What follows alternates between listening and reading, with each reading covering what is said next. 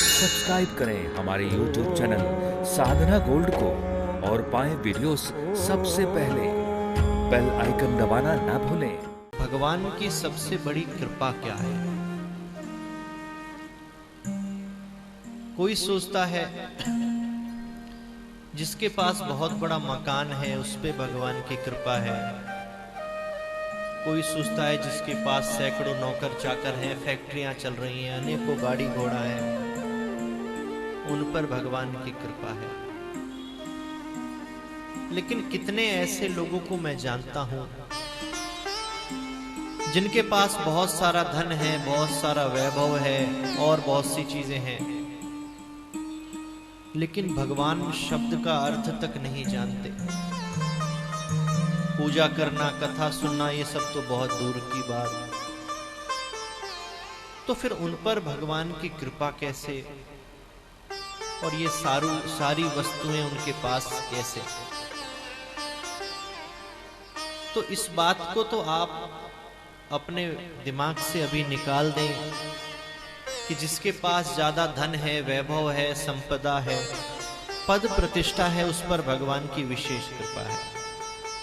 तो गोस्वामी जी ने साफ साफ लिख दिया कि हानि लाभ जीवन मरण यस अपयस विधि हाथ।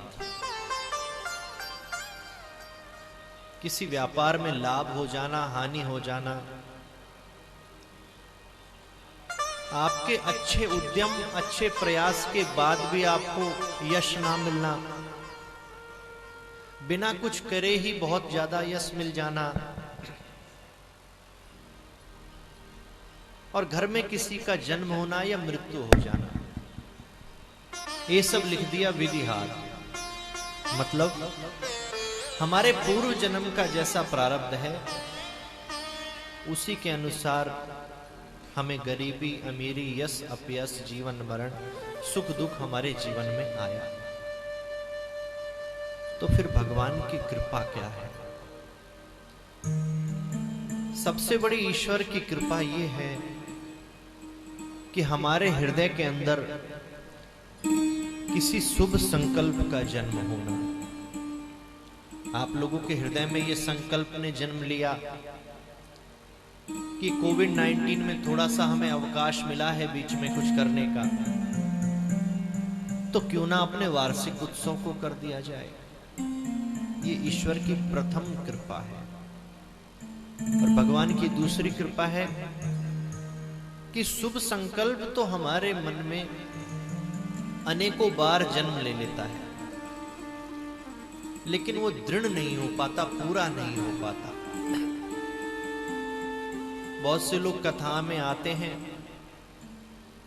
बड़ी सुंदर कथा है, ईश्वर ने चाहा तो हम भी ऐसा आयोजन कराएंगे, पर वो इच्छा उनके मन में कुछ दिनों तक ही रहती है और उसके बाद वो फिर अपने संसारिक कार्यों में व्यस्त हो जाते हैं। कहीं गरीबों की सेवा होते देख लिया, भंडारा होते देख लिया, गौ सेवा होते देख लिया, हृदय के अंदर इच्छा हुई हम भी ऐसा करेंगे, लेकिन कुछ दिनों के बाद वो इच्छा कब समाप्त हो गई आपको भी नहीं पता चला। तो ईश्वर की दूसरी सबसे बड़ी कृपा है कि हम जो भी संकल्प अपने हृदय में, हमारे संकल्प का जन्म हो ईश्वर की कृपा से, हम उस संकल्प के प्रति इतना दृढ़ रहें कि जब तक उस संकल्प को हम पूरा ना कर दें तब तक हम निरंतर अपने कर्म के द्वारा प्रयास करते रहें।